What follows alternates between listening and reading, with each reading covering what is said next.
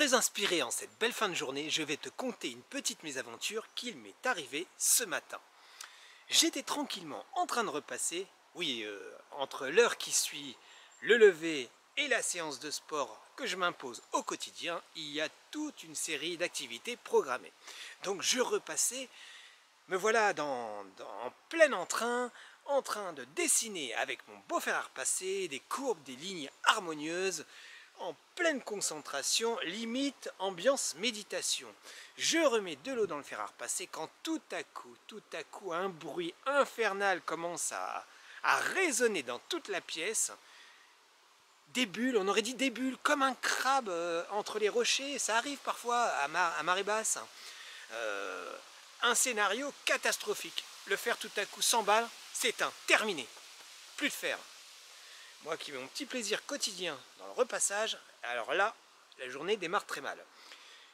Le matin même, je me rends donc chez un commerçant, en l'occurrence un magasin d'une certaine taille, d'une certaine ampleur, pour changer mon fer à repasser. Et là je me dis, Fabrice, ça sert à rien d'investir dans un fer qui va te coûter une fortune. Fais comme pour ton téléphone. Oui, j'ai un téléphone dernier cri, comme tu peux le constater. Par contre, il est tombé 50 fois par terre et il fonctionne toujours. Ça tombe bien, parce que de toute façon, je m'en sers uniquement pour téléphoner. Alors, le fer à repasser, en 6 ans et demi, je l'ai déjà changé 2 fois. Quand tu calcules le nombre de jours et le repassage au quotidien, c'est rentable. Je me dis, ne vise pas le bon rapport qualité-prix, mais allez, tu prends un premier prix.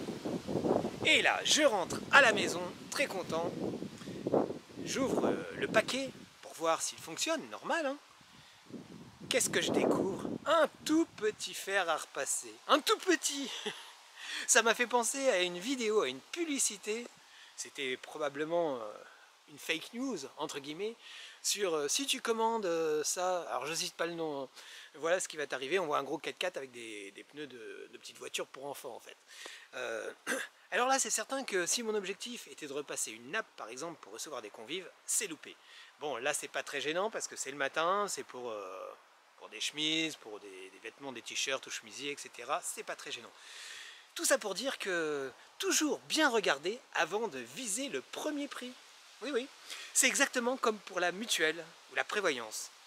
Toujours bien comparer ce qui est comparable. Le premier prix, en général, t'en as pas toujours pour ton argent.